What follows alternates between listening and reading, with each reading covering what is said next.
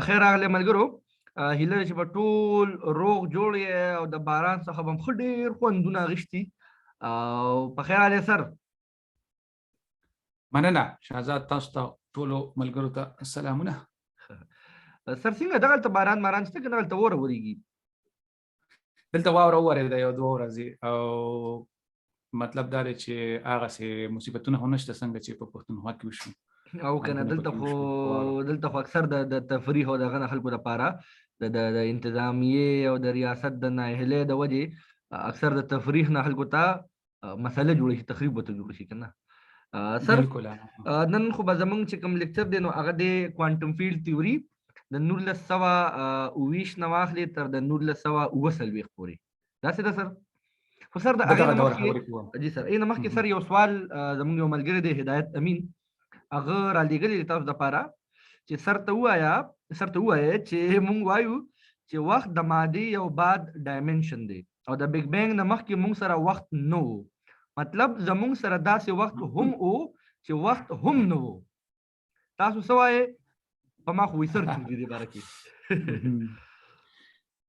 ډېره ښه پوښتنه ده او دا د ډېرو خلکو په زړه کې به راځي او په کار ده چې راشي، او د هغې وجه دا ده چې وخت چې کوم دی د دې نه دا پته لګي چې د وخت دا پیرامیټر دا مناسب نه دی کله چې موږ د ټوټالټي خبره کوو یا د ټوټالټي نه بهر، لکه مطلب د ټوټالټي نه بهر نشي وتی، خو چې د ټوټالټي خبره کوو یا د یونیورس ایز ا هول بیان کوو نو په هغې کې د وخت دا پیرامیټر بیا لږ د کړاو سره موږ مخامخ کوي، دا صحیح مناسب نه دی. یعنی چې وخت نشته او سپیس نشته، ټایم نشته، نو د فزیکس تیوري خو بیا تا ته څه نه وایي، ځکه چې د فزیکس تیوري چې د هغې فارمولې ته لیکې نو د ټایم او د سپیس په پیرامیټرز کې لیکې که نه، نو چې هغه تا سره نه وي نو د فزیکس تیوري بیا تا سره بریک ډاون شي، ماته ګوډی شي. نو د دې مطلب دا دی چې کله مونږ وایو چې یاره دا خو عجیبه ده، پیراډاکس دی، معما ده که نه، لکه څنګه چې دې ملګري ویلي چې په ما خو سر چورلی، د دې وجه دا ده چې مونږ هغه څیز استعمالو کوم چې په یو ځای کې کار کوي خو مونږ یې راوړو بل ځای کې استعمالو. د ټیم کنسپټ چې کوم دی هغه بیا د ټوټالټي دپاره څه مینینګلیس شي، نو مونږ ته به خپل پیرامیټرز بدلول غواړي، هغه څنګه هغې باندې بیا بحثونه کول غواړي چې څه کول غواړي. ډېره ښه ده سر. سر نن مونږ خو چې څنګه کوانټم فیلډ تیوري را رسولې وه د 1906 نه واخلې تر د 1920 پورې، نو نن به دغه پړاو مخکې بیا یو او پکې به دا هم ماوی چې تاسو لکه کوم چې زده کړیال دي بیا یې دا ریکویسټ کړی دی چې سر ته ووایې چې د ریلیټیویټي نظریه اضافت چې کومه ده او د کوانټم فیلډ تیوري نو دا څنګه یو بل سره مکس شوې ده او څنګه مخکې دې پرمختګ کړی دی. ډېره مننه، تاسو سره ما سلایډ شیر کړو. سمه ده. دې کې به موږ دا تاسو چې څنګه وویلې دې کې به موږ د 1920 نه تر د 1940 وڅلوېښت یا د هغې خواوشا پورې کار خبرې کوو. په دې کې څنګه چې تاسو وویلې په دې کې به موږ د دې خبرې جاج اخلو چې کوانټم میکانکس او ریلیټیویټي چې د 20مې پیړۍ دوه غټ نظریې دي، نو دا دوه غټې نظریې خلکو څنګه یو بل سره بیا را یو ځای کړې، په دې کم کړاوونه وو، کم خلکو پکې برخه واخیسته او په کومو وطنونو کې د دې باندې کار وشو که نه، نو په دې به خبرې کوو. دا ډېر غټ فیلډ دی خو موږ به پرې سي یو پلو به ترې راټینګ کړو، پای باندې خبرې وکړو. د دې دپاره زه تاسو سره دا چارټ دلته شریکوم چې کوانټم میکانکس یو تیوري ده او سپیشل ریلیټیویټي چې په 1915 کې جوړه شوه او کوانټم میکانکس چې موږ په تېر ځله بحث وکړو نو د 1901 نه واخلې تر 1920 پورې که نه، دغه 20 کاله کې د دې شکل را جوړ شو. او ریلیټیویټي خو آینشټاین په 1915 کې جوړه کړې وه. اوس دا دواړه چې ته را یو ځای کې نو دې ته وایي کوانټم فیلډ تیوري که نه. نو د دې د را یو ځای کولو ضرورت ولې پېښ شو؟ د هغې وجه دا ده چې کوانټم میکانکس خو د الکترانو بیان کاوه چې په اټم کې الکترون څنګه دی او مدارونه څنګه دي او د دنه د سپیکټرم څنګه راوځي د رڼا ته څنګه راوځي. خو دغه فوټانز چې دغه نوځي د بلیک باډي ریډیشن هغه فوټانز چې آینشټاین استعمال، نو د فوټانز په کوانټم میکانکس کې بیان هغه سينو. نو د دې مطلب دا دی چې کومنګه د اټم پورا بیان کول غواړو نو دا غیر لپاره پکار دی چې مونږه ریلیټیویټي او کوانټم میکانکس یو بل سره انډوال کو وی تړو، ځکه چې فوټانز چې کوم دي هغه ریلیټیویسټک پارټیکلز دي، هغه د رڼا په سپیډ سره ځي فوټانز. نو هغه لپاره ته نان ریلیټیویسټک ډیسکرپشن نشي استعمالولی. اوس الکترون خو د ای ویلاسټي خو په اټم کې کم ده، ته خو نان ریلیټیویسټک ډیسکرپشن استعمالولی شي او په بیا ریلیټیویسټک کریکشن پکې نه هغه پکې اوکې کنه پیوندونه پکې ولګي. خو فل تیوري به د څه پکاري چې په هغه کې ریلیټیویټي او کوانټم میکانکس یو بل سره سلیخ وکي. نو دا سلیخ راوستل چې کومو دا ډېر ګران کارو دی، یو بل سره سلیخ نه کاوه ډېره موده، اوس هم پکې پرابلم شته. او ریلیټیویټي یو بل ځای کې خلکو یو بل سره مرج کړه. آینشټاین په خپل باندې 1915 پورې کله چې ګریویټي د نیوټن ګریویټي او سپیشل ریلیټیویټي چې کمباین کړه هغه نه ته جنرال ریلیټیویټي. اوس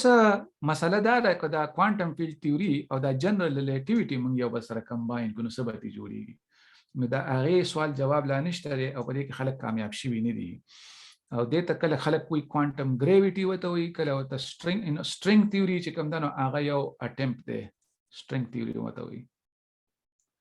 کنه چې په هغه کې موږ سره دا ګریویټي او دا نور تیوریز چې کوم دي دا کمباین کیږي. نو د فزکس چې کوم ټرند دی کنه نو هغه دلته بیان دی لکه ریلیټیویټي، الته بیان دی لکه کوانټم میکانکس، بیا دا بیانونه یو بل سره رايوځي کوي خلک او مخکې ځینو دي ته یونیفیکیشن او چې کوم دا تیوریز دي نو د کله خلک وی ګرینډ یونیفاید تیوریز، کله سټرینګ تیوري، دا ټول سيزونه دي. په دې باندې موږ بحث کوو، خاصه دا چارت مې تاسو سره شریکا. او اوس دا حسن سر کوانټم تیوري او سپیشل لا ریلیټیویټي دا چې کله رايوځي شي نو دا جوړي کوانټم فیلډ تیوري. د کوانټم فیلډ تیوري سره موږ ګریویټي او نیوټنین میکانکس یو ځای کوو. هغه د بسنو ویل غواړي یا د ګرینډ یونیفیکیشن چې کوم په ګرینډ یونیفیکیشن باندې ډاکټر عبدالسلام هم کار کړو. هغه هم په کار کړو. نو دا چې موږ د 1940 کلونو پورې ورسو کنه نو بل ویډیو کو بیا موږ سلام ته رسو. ډېر ښه دا ګول دی، هغه ته سټانډرډ ماډل اف پارټیکل فزکس، هغه ته ځان رسو او سلام چې کوم کار کړی دی نو هغه خپل اوریدونکو سره شریکو تر هغه حد پورې تر څو پورې چې موږ د هغې په پښتو کې په اسانه پښتو کې او ایکویشنز هم درته ښایو، صرف دومره ده چې دومره وخت باندې چې هغه ایکسپلین کوم. اوس کوانټم فیلډ تیوري تاسو چې څنګه وویلې ډېر صحیح خبره مو کړه چې دا د ریلیټیویټي او د کوانټم میکانکس رايوځای کول دي او هغه اړینه خبره ده ځکه چې د اټم فل ډیسکرپشن د اټم نه خورانه وځي کنه نو دا ټول یو سیستم دی کنه، الکترون، نیوکلیس او دا فوټانز چې دي نو دا ته وی ریډیشن او د میټر ډیسکرپشن کول. نو کوانټم میکانکس هم پکاري او ریلیټیویټي هم پکاري چې رايوځي شي. نو د دې چې کوم دغه د پیدایش دی دا کار چې وشو په لومبي ځل باندې دا په یورپ کې وشو. نو دا تاسو ته ساينټیسټ د هیڅ شکلونه به سره شریکو موس. بیا امریکا او جاپان هم په دې کې بیا د کوانټم فیلډ تیوري را لوی شو الته هغه په کارو کو او مطلب دا دی چې پیدا شو په یورپ کې او بیا په امریکا او جاپان کې ډېر وده وموندله او بیا د نړۍ تقریبا د چاینا د نور ملکونو خلکو په کې کار وکړو، ساينټیسټانو لکه سلام پکې کار کړی دی. نو لږ بلار شو په شا باندې مونږ خو ویلو چې د 1920 نه بزو هغې ته به راځو، کیسه د هغه ځای نه ده خو صرف چې دا خپل مایند جوړ کړو دې ته چې دا فیلډ څه ته وایي، دا کوانټم فیلډ تیوري ده کنه. نو کوانټم خو موږ پیژنو چې دا د کوانټم میکانکس خبره کوي، خو دا فیلډ کنسپټ ولې راځي نو ګوره که ستا ته خیالي نو نیوټن چې د ګریویټیشن قانون ورکړ نو هغه دا وویلې چې دلته ځمکه ده او هغلته سپوږمۍ ده او دا سپوږمۍ ځان ته راکاږي او دا سپوږمۍ ځمکه ځان ته راکاږي او ځمکه سپوږمۍ ځان ته راکاږي. صحیح ده؟ نو دې ته وایي اکشن ایټ ا ډسټنس چې ما ته پښتو کې لیکلي دي خان دي را تیار د لرې لرې نه مطلب دا دی چې په منځ کې څه نشته دی او د لرې نه چې کوم دی نو بس یو کار کېږي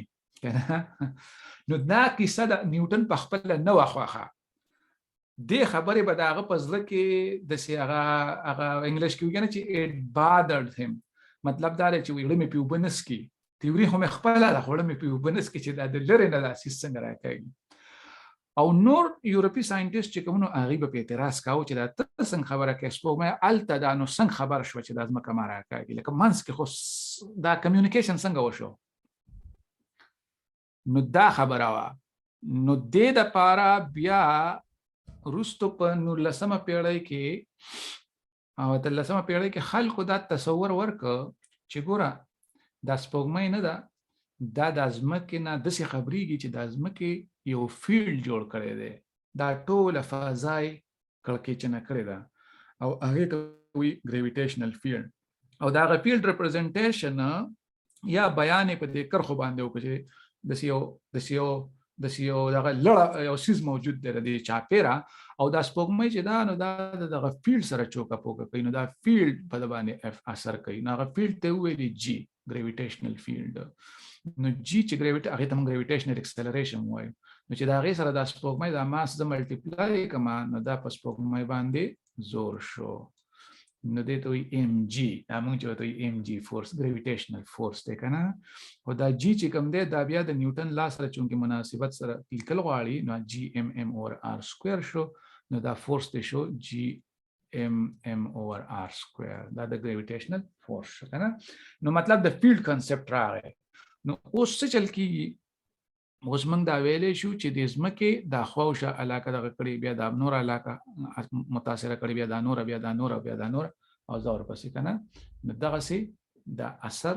سپوږمۍ ته رسي. نو که دا ځمکه اوس دې وخت کې د مثال په توګه که دا نور دی او دا ځمکه ده، اوس که دا نور په دې وخت کې غیب هم شي که نه په دې ساعت باندې نو ځمکې ته به 8 منټه پس پته لګي. موږ به 8 منټو پورې به موږ بیا هم په مدار کې روان یو، ځمکې ته پته نه لګي. ولې؟ ځکه چې په منځ کې ګریویټیشنل فیلډ دی. نو چې هغه ګریویټیشنل فیلډ ختمیږي لکه نور دلته ختم شو نو د خواوشا به لاول ختمیږي که نه، بیا به د هغې نه پس ختمیږي، بیا به د هغې نه پس ختمیږي. نو د ځمکې په لوکیشن باندې چې د نور ګریویټیشنل فیلډ ختمیږي نو په هغې کې به 8 منټه لګي که نه. نو بیا به ځمکه د خپل مدار نه وځي ځکه چې د لمر زور به پرې ختم شي. نو د فیلډ کنسپټ چې کوم دی دا د کازلیټي دپاره مناسب دی چې دا 8 منټه ولې لګي. اوس په دې کې یو ډېر غټ ساینس پوه چې دی نه هغه مایکل فیراډی دی. د فیلډ دا کنسپټ چې کوم دی نو په لومبي ځل باندې ورکړو د میګنیټیزم دپاره او الکتریسټي دپاره. د میتھمیټکس نه وي زده نو د به تصویرونه جوړول، دا ټول څیزونه به دلې تصویري انداز کې زده کوله. نو داسې کار وکړو چې دا الکتریک فیلډ بیان د داسې طریقه باندې وکړو چې دا لاینز دي، د لاینز په شکل کې د نیګیټیو چارج دا شو، د نیګیټیو د پازیټیو چارج دا شو او شیټ اپ چارج چې کوم دی دغسې شو. دا د میګنیټیک فیلډ دی، د میګنیټ نه راوځي. ځمکه هم د یو میګنیټ په شان ده، زموږ دا ځمکه چې ده او په تار کې چې کرنټ وي نو د هغې نه ګیر چاپېر میګنیټیک فیلډ داسې جوړېږي. نو دا فیلډز د په لومبي ځل باندې تصویري شکلونو کې ریپرزنټیشن یې ورکړو. نو بیا چې کوم ګریویټیشنل الکتریک زور دی نو الکتریک زور زده دی په چارج باندې چې هغه د چارج ضرب الکتریک فیلډ شو او میګنیټیک زور چې کوم دی نو هغه چارج ضرب الکتریک کرنٹ شو. دا چارج ضرب ویلاسټي د الکتریک کرنٹ هم ویلی شو. نو دې طریقه باندې میګنیټیک زور او د الکتریک زور بیان وکړی شو. بیا دا د فیلډ کنسپټ ایولیوشن تاسو ته وایم. بیا په 1865 کې میکسویل دا د فیلډ دا کنسپټ استعمال کو او د الکترومagnetic ویوز تصور ورکړ. چې دا الکتریک او میګنیټک فیلډ صرف فیلډ نه دي، دی چې کوم دي نه دی کې موجونه هم پیدا کیږي او هغه موجونه ته موږ وایو لایټ. لایټ څه شی دی؟ په الکتریک او میګنیټک فیلډ کې موجونه دي. نو دا د الکتریک او میګنیټک فیلډ چې کوم تصور دی دا اوس ورو پخیږي نه، ځکه چې د رڼا ایکسپلینیشن ته راغی. نو چې د رڼا ایکسپلینیشن په لومبي ځل راغی نو د فیلډ تصور چې کوم دی دا ډېر اهم شو. خو میکسویل فیلډ فندامنټل نه ګڼله. د بس شي فندامنټل غاڼه د ویل چې یو ایتر موجود دی پدې، ځکه چې د ویل چې لکه د اوبو ویوز پیدا کیږي نو خو په اوبو کې ګرځي، د اواز چې کوم ویو پیدا کیږي نو هغه پیدا کیږي په هوا کې. نو دا الکتریک او میګنیټک فیلډ چې موجونه دا خو په ویکیوم کې نشي پیدا کېدی، نو د ویکیوم کې به خامخا څه شی موجود نه غي ته ودی سوي ایتر. نو د به ایتر فندامنټل غاڼه او فیلډ یې فندامنټل نه غاڼه. خو آینشتاین کې د پاسه راغی په 1915 کې، هغه وایي چې دا د ایتر د کیسه چې کوم دا به ختمه کو. اصل کې دا فیلډ چې کوم دی دا په خپل فندامنټل دی او د الکتریک فیلډ چې کوم دی هغه د یو فریم نه چې بل فریم ته وړي نو دا هغه د څه بدلون کیږي، او میګنیټک فیلډ چې د یو فریم نه بل فریم ته وړي نو دا هغه د څه بدلون کیږي ریلیټیویټي کې. نو دا د فیلډ د کنسپټ یو قسمه اهم کو دا غي ترانسفارمیشن یو خو د کوم ته چې موږ لارنس ترانسفارمیشن وایو، او د رڼا سپیډ کانسټنټ کو د هر ابزرور د پاره نو د ته موږ ریلیټیویټي. اوس فیلډ انټالوجي برخه شو، مطلب دا دی چې بنیادی سيزونه په یونیورس کې سری ضروري او فیلډونه دي، د الکتریک فیلډ شو، میګنیټک فیلډ شو، ګریویټیشنل فیلډ شو، دا درې فیلډونه خلک پیژني. اوس پورې ها دا ځان سره یاد ساتئ. اوس به راځو، اوس به زو مخکې، اوس زو 1920 دغه دور ته. نو تاسو ته پته ده چې کوانټم میکانکس جوړ شو تر دغه دوره پورې چې پای کې میکس پلانک دی، بوهر دی 1911 کې، سمرفیلډ دی کنه هغه کیسې کولې د زیمان افیکټ، هایزنبرګ دی کوم چې میټرکس میکانکس جوړ کو، او شروډینګر دی چې ویو میکانکس جوړ کو، شروډینګر ایکویشن کنه.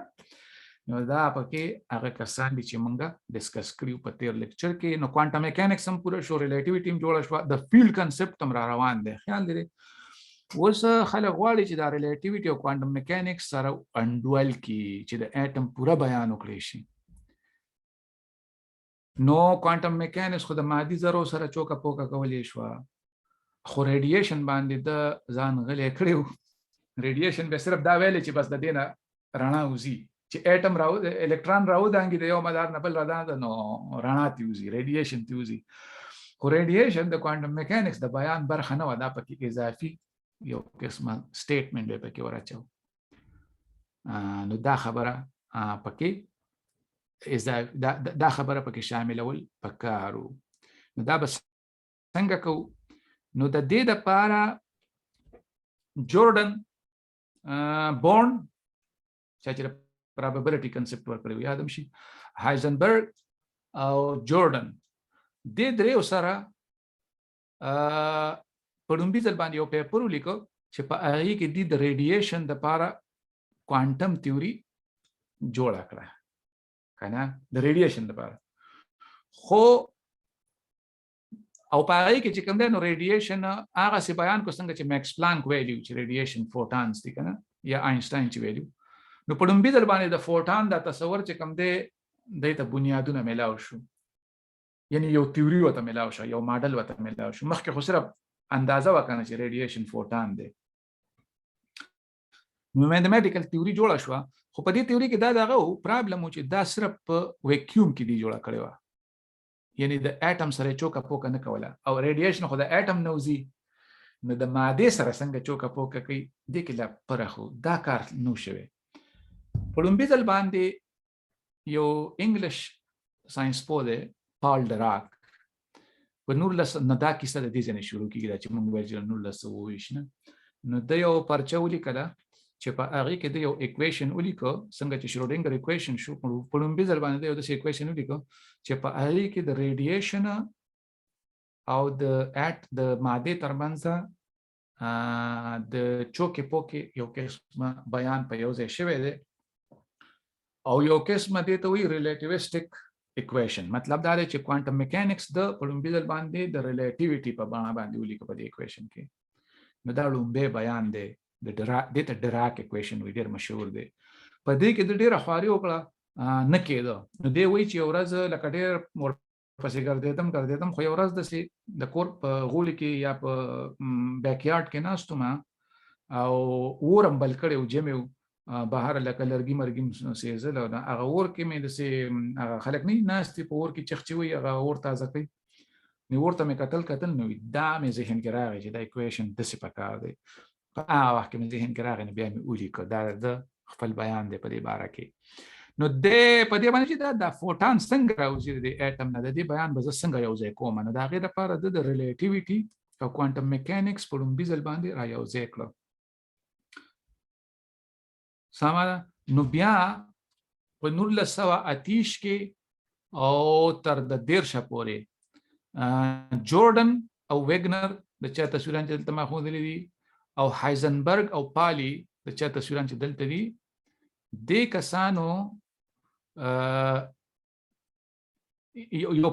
کسانو بیا یو پیپر ولیکو او په هغې کې هغې د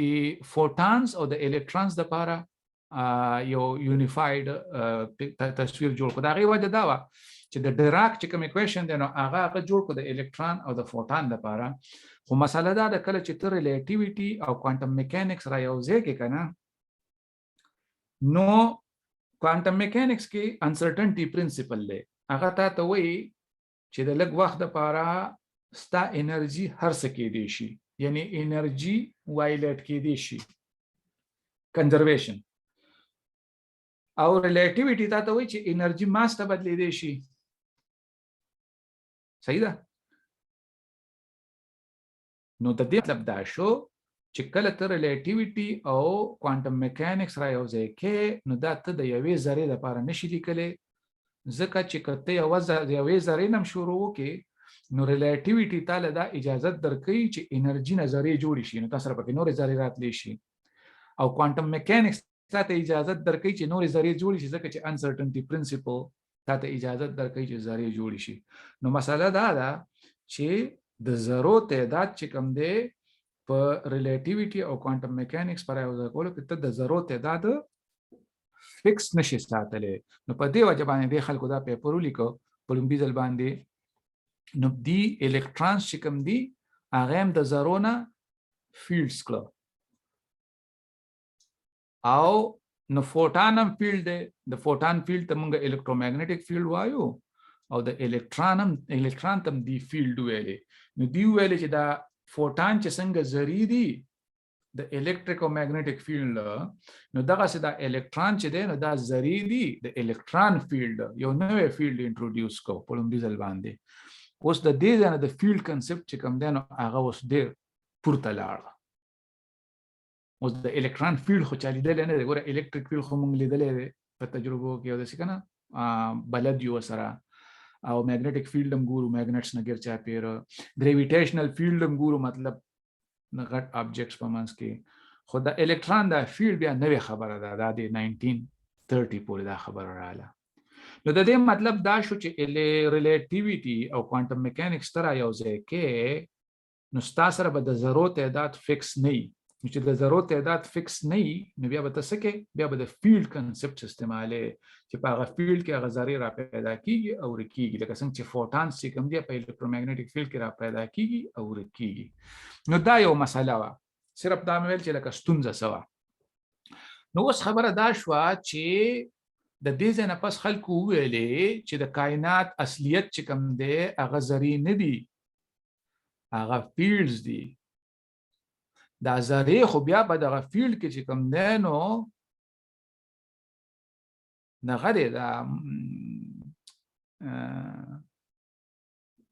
دغه اکسایټیشن، مطلب دا دی چې غځونې دي.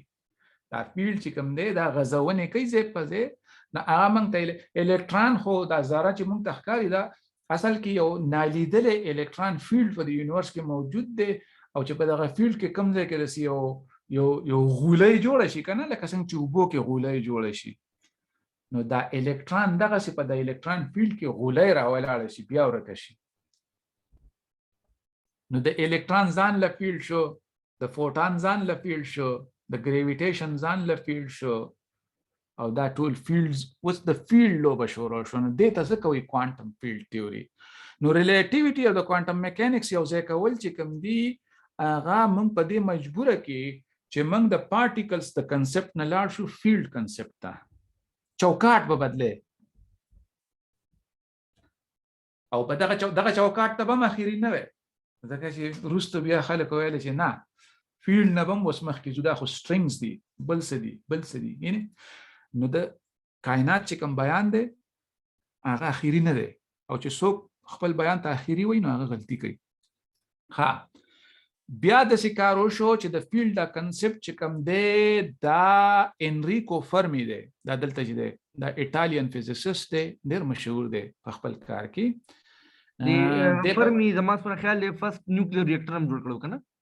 د نیوکلیر فزیکس ډېر لوی استاد دی او د په دې مشهور دی چې دی به لکه مثال په توګه به تاسو سره کافي شاپ کې به ناستو کنه او کافي شاپ کې به تا ورته وویل چې یاره ته دا ووایه چې دا پلان کې د دې نور نه به موږ ته څونه رڼا راځي که نه نو ده به چې کوم دی نو په کافي شاپ کې چې به کم کاغذ یا به هغه ټیبل یا به نیپکن و بیک اپ د انویلوپ کلکولیشن ورته وایي مطلب یا به ورسره خط په جیب کې نه هغه به یې راواخېستو په هغې به یې ته زر زر کلکولیشن وکړو او اندازه به یې ته ولګولو ډېر ماهر و په دې کې چې زر زر به رف کلکولیشن به یې وکړو چې تقریبا دا فاصله دومره ده او دا انور دومره حساب کا او دا دومره حساب کا نو موږ ته به دومره ریډیشن راځي نو دا به زر زر اندازه لګوله نو دې ته وایي بیک اپ د انویلوپ سوري تاسو خبره کټ کوم دې ته وایي بیک اپ د انویلوپ کلکولیشن کې دی استادو ښه تاسو وایي دې چې کله دا نیوکلیر ریاکټر جوړاو نو زما څومره خیال دی دا فرست ټایم نیوکلیر ریاکټر جوړاو نو د اوس یو ساينټیست مخ جرمن ته پیغام لګو چې لکه په دې دغه باندې کار کول دي په نیوکلیر ریاکټر باندې نو مې بي هټلر یا هر څوک هغه یا بل کنټرولمان هغه ایگزیکټ ارسیر دي او هغه ته انکار کړو نو د وته په جواب کې لیکلی ما چې کوم ترجمه وایي کې داسې لیکلی چې اطالوی ملاح نئی دنیا میں داخل ہو چکا ہے نو دا ته دا وکنه چې لکه هغه بيخي یو نوې ارس جوړ کړه کنه یو بیل لغ سره راغلی دی بالکل انریکو فرمی دا تاسو فرمیوم یو دغه هم دی جوړ کنه ایلیمنټ هم دی د په باندې فرمیانس چې کوم دی الکترونز ته فرمیانس په دی وجه وایي چې د الکترونو چې کوم چورلک دی کنه نو هغه تاسو خیالي په تیر لیکچر کې موږ د نیم کوانټم نمبر خبره کوله نیم نو هغه نیم دی نو هغه ته فرمیان وایي ځکه چې د فرمی چې کوم ماډل دی د چې کوم د الکترون چې کوم سټیټسټکس دی مطلب د الکترونو سټیټسټک چې کوم دی نه هغه د فرمی سټیټسټکس دی فرمی ډیراک سټیټسټکس نو هغه له برازو هغه لګي ابستراکټ خبرې دي خو لاره به ورته جوړو په پښتو کې که خیر بس پول جوړول او کنه نو د په 1932 کې 34 کې په دې دور کې د کار وکړو چې دا نیوکلیر بیټا ډیکې یو مسله وه نیوکلیس خو خلکو معلوم کو چې نیوکلیس چې کوم دی نو دا د پروټون او د نیوټرانو نه جوړ دی او الکترون د نیوکلیس نه بهر دی خو نیوکلیس چې کله ونړیږي نو په دې کې دننه د نیوکلیس چې کله ونړیږي نو د دې نه یو پروټون راوځي پروټون خو نه راوځي هغه نیوکلیس پاتې شي چې کوم دویم نیوکلیسي خو یو ته الکترون راوځي او یو ته نیوټرینو راوځي د نیوټرینو لا پته نه وه خو د الکترون خلکو لیده نو قصه دا و چې دا د نیوکلیس نه الکترون څنګه راووتو مونږ خو چې الکترون بار په مدارونو کې ګرځي کنه خیال دی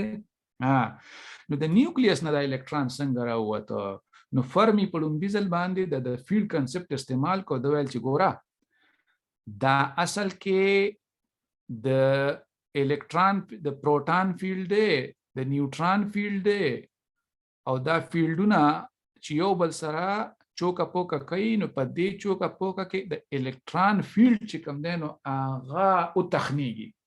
نو چې هغه او تخنیږي نو په هغه کې غولۍ پیدا شي دا الکترون چې کوم دی نو په الکترون فیلډ کې را پیدا کیږي خو چونکې دی په نیوکلیس کې پاتې کېدی نشي انسرټنټي پرنسپل موږ ته د اجازه نه راکوي چې الکترون د په نیوکلیس کې دننه پاتې شي دغه لپاره دغه ځای ډېر وړوکی دی نو دی بار راوځي پروټون پاتې کېدی شي خو بیا په دې کې یو مسله وه چې یاره انرژي سمې نه خوړو د بیټا ډیکې کې نو بیا پاولي وویل چې یاره یو بل پارټیکل هم په دې ترخ کې وځي غلی غونته او هغه ته نیوټرینو وایي دی نه و لیدلی شوی دی په ترخ کې وته دا په دې سلاید کې یو فکر و چې لکه چونکې د دې هغه برابرولو نو ورسره وته بیا وروستو ساينس ثابت کړي چې او داسې ده بیا وروسته ثابت شو د صرف هغه حساب کتاب کې کیمرا ته کړه لکه دکاندار چې حساب کتاب وکړي یاره وایي 1.5 روپۍ په سمې نو خو چېرته ورکې دي نه هغه بیا وایي هلکه دغه لاندې ګلې لاندې دي دغه لاندې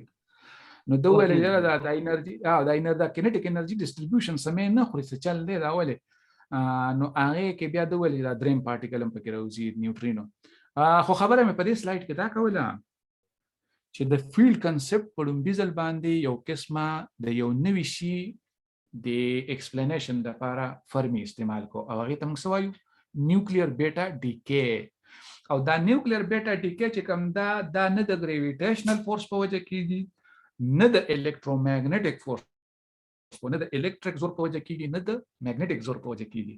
نو بیا څنګه کېږي دا څوک دا نیوکلیس ماتوي یعنی شرطه څه شی خو موجود دی سینټر نو هغې له دې نوم ورکو ویک نیوکلیر فورس نو د دې مطلب دا دی چې یو بل زور پکې راغی نوی زور او د فیلډ چې دا کومه ژبه ده دا کومه لینګویج چې ډیولپ کېږي نو په دې کې به اوس د ویک نیوکلیر زور بیان هم کېږي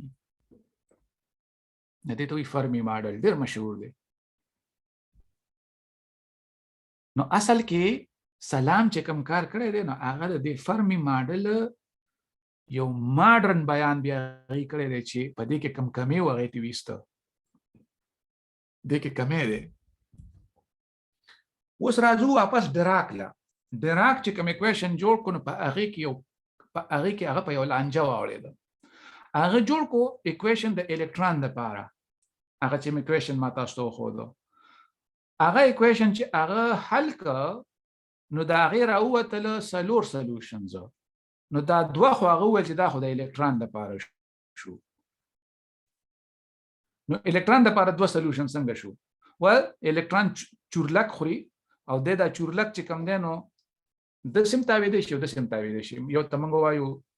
سپین اپ او سپین ډاون ورته وایي په انګریزي کې نو دا موږ سره د الکترون بیان شو د چورلک په حساب خو دا نور دوه پکې رقم ځای نه راغلی او بله دا ده چې دا نور دوه سلوشن چې کوم دي د انرژي د هغه نور دوه په حساب باندې اپوزیټ ده نیګیټیو نو نیګیټیو انرژي پارټیکل څنګه راغلی نو د هغې دپاره چې کوم دی نو کېدا دې نه لانجه جوړه شوه نو ډراک وویل چې دا به دا پروټاني یعنی یو قسمه یو پارټیکل دی چې که د هغه زه چارج بدل کړم د نیګیټیو انرژي دا مسله به حل شي د الکترون چارج خو نیګیټیو دی دې چارج لکه د دویم پارټیکل لکه زه پازیټیو چارج ورکړم نو د ما دا مسله به حل شي د نیګیټیو انرژي دا کیسه خو پروټان خو ډېر دروند دی د الکترون نه بیا وروستو په 1932 کې خلکو په کازمیک ریس کې یو بل پارټیکل ولیده چې هغې ته وایي پازیټران د هغه ماس د الکترون عمره دی او چارج یې اپوزیټ دی نو خلک وایي چې د ډراک اکویشن موږ ته دا وایي چې په اصل کې الکترون یو انټای پارټیکل ملګری لري او هغه د هغه په اکویشن کې الریډي چې کوم دی نو سر راښکاره کوي نو ډراک په لومبي ځل باندې د انټای میټر پریډکشن وکړو چې انټای میټر ایگزیسټ کیږي نو اوس څه چلو شو اوس قصه دا شوه چې څومره پارټیکل ستا سره موجود دي الکترون پروټانز نیوټرانز نیوټرینو نو د دې هر یو انټای پارټیکل موجود دی نو د پارټیکل تعداد د سره یو په 2 شو په کائنات کې خو ته خو چونکې پارټیکل نه حسابې کنه ته خو فیلډ حسابې وسه ځکه چې د کوانټم میکانکس او د ریلیټیویټي چې کومه ژبه ده هغه تا نه دا ډیمانډ کوي چې د پارټیکل دا کنسپټ ختم کړه فیلډز راوله نو ستا سره د فیلډونو تعداد یو په 2 شو د الکترون فیلډ هم دی او د پازیټران فیلډ هم دی خو اوس دا چونکې د یو بل اپوزیټ نو کېدی شي د دې بیان موږ په یو فیلډ باندې وکړی شو اوس قصه په مخ کې لګولو نو دا کیسې روانې دي د فیلډ د کنسپټ په 1934 کې ویسکوپ دا دی او پاولی دا ډېر مشهور دی د پاولی ته سلام خپل پیپر ولیکو کلم چې کوم پیپر چې هغه لیکلی و دا چې په کوم باندې نوبل پرایز ورته میلاو شو نو دا پاولی لږ د مازغو نه لږ تیز او لږ د خولې نه خراب و نو ده ته سلام چې ورته پیپر ولیکو نو سلام ته واپس راولېږه چې چاته یې ښیه ما او دا وشله وه او ډسبین ته یې وله خوند نه کوي دسکره چې د ده خوښه نه شوه هغه تیوري یا پوه شوی نه دی یا څه چلو خو لکه د ده په باره کې مشهور دی چې دی لږ غونته د مزغو نه هغه څه آوټ سپوکن غونته و لکه په وړو به یې نه سپېروله نو اوپنهایمر شو فری شو دا دوه ساینټسټ دي اوپنهایمر او فری او دیویسکوپ او پاولی نو دی بیا دا فیلډ تیوري دا کنسپټ لږ مخکې بوته ځکه چې د انټای پارټیکلز کنسپټ پکې راغی نو پارټیکل او انټای پارټیکل یې په د فیلډ د لینګویج کې را دننه کړه په لومړي ځل باندې نو لږ غونته هغه بیان نور هم راغونډ شو صحیح شو نو اوس دا اپنهایمر دی دا اصل کې د امریکې د اټامیک پروګرام بابا دی دا مشر دی ډایرکټر و د جنګ عظیم په دوران کې که نه د هغې نه لږ مخکې او دا چې کوم دی نو فری دی دی خو خیر نور دونه ډېر مشهور نه دی خو په دې کار باندې دا کار یې کړی دی اوس یو نوی تصور چې کوم دی نو راغی میدان ته د دې کوانټم فیلډ تیوري په دې جوړولو کې خبره دا ده چې کوم اوس زورونه دي مطلب ګریویټي دا الکترومګنیټک زور دی او ویک نیوکلیر زور معلوم شوی دی تر دې وخته پورې که نه نو دې دپاره خلک چې کوم دی نو خلکو وویلې چې دا الکترانزم فیلډ دي او دا فوټانزم فیلډز دي نو د دې مطلب دا دی چې دا الکترانز چې کله موږ د پارټیکل په شکل کې ریپرزینټ کوو نو د دې په منځ کې چې دا کوم انټراکشن کېږي دا زور دا اصل کې د نورو ذرو ایکسچینج دی ورکړه راکړه لکه څنګه چې دوه کسان په میدان کې ولاړي او یو بل ته چې کوم دی نو والیبال ولي راولي که نه او دی په ډېر اوار ځمکه ولاړي یا په واوره باندې ولاړي چې بیخي چې کوم دی نو خویندی نو چې هغه یو کس بال کیچ کوي نو هغه وروسته ځي هغه بل کس چې کیچ کوي نو هغه وروسته ځي هغه بال سره لږ خوځي نو که دا بال موږ نه یلو نو موږ ته به داسې کوي لکه دا دواړه کسان یو بل ریپیل کوي یو بل دیکه کوي لري نو دا د الکترون چې یو بل ریپیل کوي نو دا اصل کې دوی یو بل ته بالونه ولي راولي او هغه بالونه فوټانز دي نو دا فوټان د الکترومګنیټک زور چې کوم دی دا اصل کې د فوټانو ایشتل رایشتل دي نو دې ته وایي ګیج بوزانز دي د نوم ورکړو ګیج بوزانز او دا ویک فورس چې کوم دی دا چې موږ وایو چې دا نیوټران چې کوم دی کله چې کوم چې موږ د ډاون کوارک نه ریپرزینټ کړی دا نیوټران مات شي پروټان ته جوړ شي یو ته الکترون جوړ شي یو ته نیوټرینو جوړ شي نو په دې کار کې چې کوم دی نو سیزونه ایشتل کېږي هغې ته وایي ډبلیو بوزان یعنی ویک نیوکلیر فورس بوزانز ورته وایي نو اوس د زورونو ډسکرپشن چې کوم دی هغه د ګیج بوزانز په شکل کې شو بیا وروسته سټرانګ انټراکشن چې ومونته لکه ډیولپ شو نو په نیوکلیس کې دننه دا پروټان چې دی دا بل پروټان څنګه راکاږي یا دا نیوټران پروټان څنګه راکاږي نو دی یو بل سره ګلوانز ایکسچینج کوي نو الکترومګنیټک زور د فوټانو ایکسچینج دی ویک نیوکلیر زور چې کوم دی نو هغه د ډبلیو بوزانز ایکسچینج دی او سټرانګ نیوکلیر زور چې کوم دی نو هغه د ګلوانو ایکسچینج دی ګلوان ورته وایي دا ان غونته چې پکې راځي نو دا د ذرې لپاره لکه الکترون نیوټران فوټان ډبلیو بوزان دا د بوزان دا ټکی چې دی دا د بوس په وجه راځي کوم چې انډین ساینټسټ دی نو دا هغه څه کار دی په دې کې هغې ته به هم راځو څه وخت خو ګریویټي بیا څنګه ګریویټي ته به څنګه ګورې لکه دا لمر دی او دا چې کوم دی نو جوپیټر دی مثال په توګه او دا بله سیاره ده نو د دې په منځ کې چې کوم ایکسچینج کېږي نو هغې ته څه وایي ګریویټان دا یو ذره ده د ګریویټي دا لا لیدلې شوې نه ده خو په فیوچر کې کېدی شي کوي نو کېدی شي ولیدی شي نو د فیلډ تیوري دا لینګویج ډیولپ کېږي او دا اوس مخ ته ځي د پارټیکل کنسپټس پکې بیا راځي خو پارټیکل څه دي پارټیکل د فیلډ په فیلډ کې غولې دي ایکسایټیشنز دي اوس د کوانټ دا جبه چې ډیولپ شو او د ویک نیوکلیر زور بیان مو شو د الکترومغنیټیک زور بیان مو شو نو په دې 1913 کلونو کې او 1940 کلونو کې د فیلډ تیوري دا کنسپټ چې دی نو دې کې یو بیماری را پیدا شو بیماری خو د مخکې نه را پیدا و خو دې وخت کې بیا خپوره 18 ته ورسېده لکه خپوره واضح شو او هغه ته وایي د انفینټیز کنسپټ لانجا چې د فیلډ تیوري نه تکله انصاف کتاب کې نو حساب کتاب خود لکې خو په دې کې چې کوم دی نو د سې ډایګرامونه جوړ شو کوم ته فاینمنټ ډایګرام جوړ لکه دلته چې ما خو دلی دي د مثال په توګه یو پارټیکل دی او هغه ډیکې شو نړۍ د نور دوه پارټیکلز ته جوړ شو خو په دې کې چې کوم دی نو بعضې پارټیکل دي چې هغه ته ایکسکلود کولی نه شي هغه پکې وتې راوتې شي لکه دلته چې دا ګلوان ښودلی دی نو دا ګلوان کوم ځای کې وځي بیا دا ګلوان دلته لوپ هم جوړولی شي لکه دا ټراینګل چې جوړ شوی دی نو دا ټول یو ډیکې ده خو په دې ډیکې کې چې کوم دی نو دننه چې کوم دی نو لانجې روانې دي دا ته ایکسکلود کولی نه شي کوم ته چې کوانټم فلکچویشنز وایي یعنی په ویکیوم کې چې کوم دی دا الکترون روان دی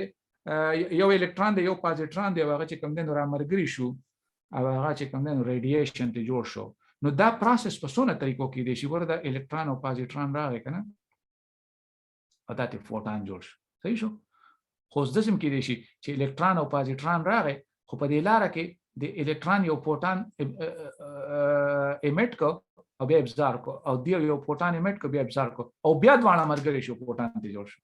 په لار باندې دي نور کارونه هم نو دې دوران کې نور کارونه هم شوي نو دا ته ښکلی نه شي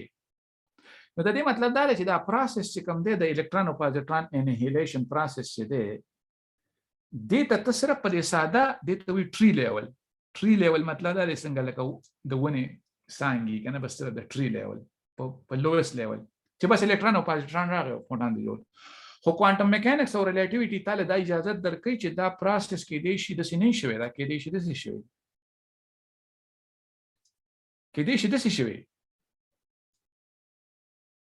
کېدی شي داسې شوی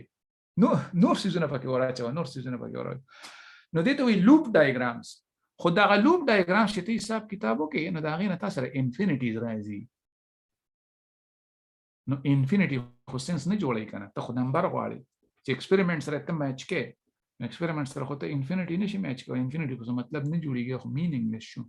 نو خلک ډېر خفه شو دا د ډیپریشن ټایم دی په فزیسسټ باندې چې دې سره به اوس څه کوو موږ چې څومره ښکلې تیوري جوړه کړه د الکترون او د فوټانس ډسکرپشن هم د فیلډ په لینګویج باندې وکړو څیزونه داسې ښکارېدل چې را یوځای کېږي هر ځای کې او ناڅاپه راته تیوري نه جوړه شوه او په داسې ناروغتیا باندې په داسې ناجوړتیا پرېوته چې هغه چې دارو لري نه دم نه دارو لري نه دم او بله دا ده چې د شرم خبره ده مطلب د داسې د کمال تیوري ده او هغه موږ له نان سینسیکل ریزلټس راکوي نان سینسیکل نو یو قسمه هغې دې ته وایي امبیرسینګ ریزلټس ورته وایي په فزیکس کې چې دا خو ډېر څه خو د دې مسلې حل بیا راووتو نه هغې ته به هم ځو هغې ته رینارملایزیشن وایي رینارملایزیشن دارو یې وشو بیا خلکو یې دم راویسته نو دا کیسه چې کوم دی نو دا مزېداره ده خوندوره ده مخکې به بوځو خو ما ویل چې دې ځای پورې راورسو چې د فیلډ کنسپټ څنګه ډیولپ شو او د فیلډ کنسپټ ولې ضروري و ځکه چې ته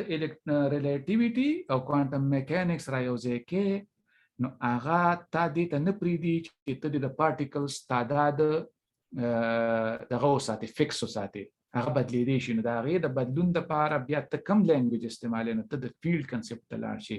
او د پارټیکلز ته ته دا ووایې چې دا په دې فیلډ کې غولۍ دي ایکسایټیشن دی بړبړاکۍ دی را پیدا کېږي ورکېږي را پیدا کېږي ورکېږي نو د پارټیکلز تعداد ته فکس نه ساتي نو فیلډ کنسپټ ته لاړ شي او د هغې نه ته بیا لاړې نو د زورونو بیان دی وکړو چې د گیج بوزانس په ذریعه کېږي د فوټانس په ذریعه د وډبلیو بوزانس په ذریعه نو دې کې بیا موږ هیګز بوزان ته هم راځو دا هیګز بوزان چې ډسکور شو که نه د دې بیا ضرورت ولې پېښ شو دې ته به هم راځو سټینډرډ ماډل چې کله موږ ډسکس کوو که نه سلام تیوري نو دې ته به هم راځو او دې ته بیا خیر د ټیکنیکل ډیټیلز د لپاره به زه بیا اضافي لیکچر جوړ کړم د خلکو د لپاره، خو دا خو صرف چونکې موږ د پبلک د لپاره کوو چې د هیستوري نه خبردار شي د سټوډنټانو لپاره. نه سر، نو اوس هم پکې ډېر زیات مولي ده چې ډېر اکویشنز دي پکې، او باقاعده کم چې د فزیکس سټوډنټس دي نو هغوی باقاعده ماته د عبدالله خان یونیورسټۍ او د اسلامي کالج پوهنتون څه سټوډنټان داسې دي چې هغوی وایي چې سر ته ووایه چې ریکارډینګ لږ وختي کوه چې موږ ته بیا شپې ناست یو ګورو یې. نو ما دا خو زموږ ټایم داسې چې سره خلک ګیله هلته سحر شي او دلته ګیله ماسخوتن شي. نو کني هغوی وایي چې موږ ته باقاعده ناست یو 8-9 کسان، او باقاعده دا خبره چې لکه هغه خبرې چې هغه د فزیکس د کړیالو لپاره ډېرې مهمې دي.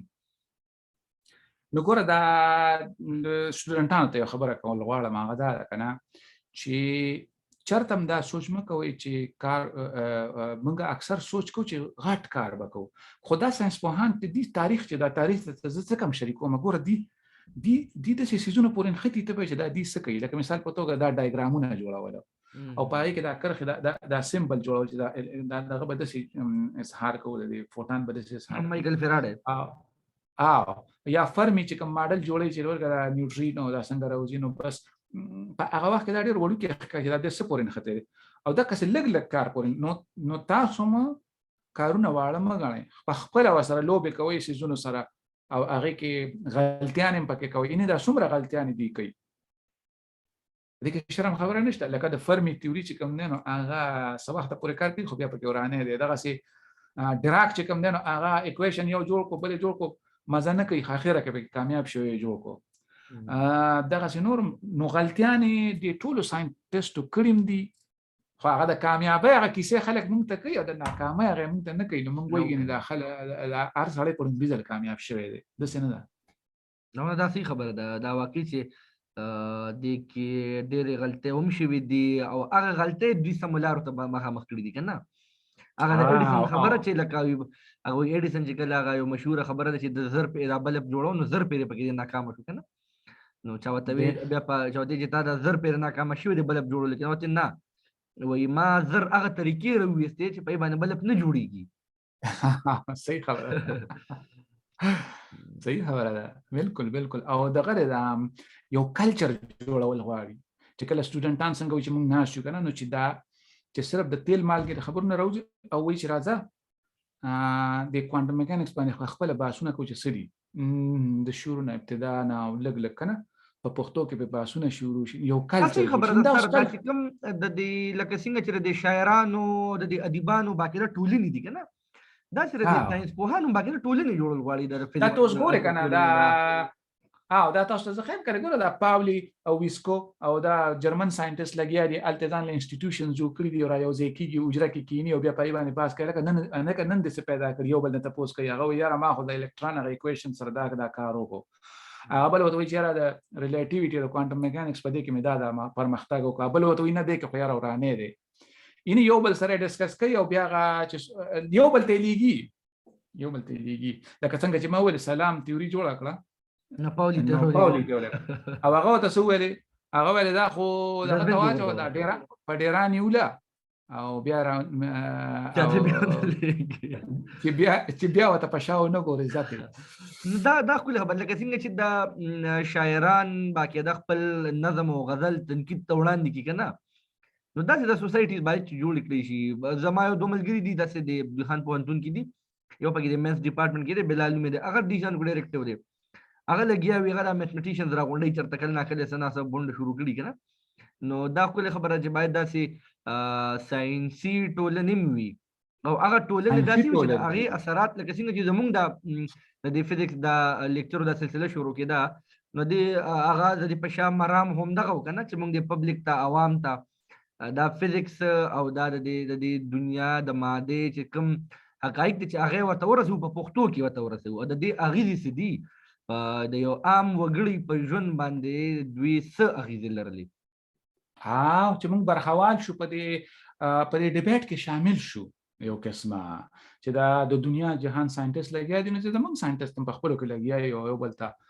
کلکولیشنز لیږي رالیږي په نوو موضوعاتو باندې خبرې کوي، هغه بیا په ساده پښتو کې بیانوي. زموږ دپاره خو دا هم چیلنج دی چې څنګه به پښتو ته راوړو، ایون که هغه زاړه کارونه موږ راوالو او یو بل ته پښتو کې وایو نو زده کړه هم پکې کېږي او بل دا هم د مزې کار دی چې ته یو څیز په خپله ژبه کې په کامیابۍ سره ووایې او نوي او نازک څیزونه لطافت والا لکه دا اوس باریکې خبرې دي که نه فیلډ دی او بوزانز دی او د یونیورس ډسکرپشن چې کوم دی هغه کوم لیول ته رسي خیال دی د لوړ نه نازک ته ډېره زیاته مننه سر ډېر خوشحاله شو او په دې هیله چې بل لیکچر به د 1940 څخه وړاندې چې ساينس کې څه روان وو کله چې د دې خلک د خپل د انګریز څخه موږ د خپل وطن د ژغورولو او د ازادۍ تحریک کیو هغه وخت په ساينس کې څه روان وو باچا خان بابا او سمد خان بابا چې په دې دغه کړهونو باندې اخته وو د وطن د ژغورنې کارونه کول زمونږ وطنوال چې کوم نه هغه د اپریشن لاندې نو په نور دنیا کې ساينس پوهان لګي ډېر کارونه کول ډېر مننه سر ډېر مننه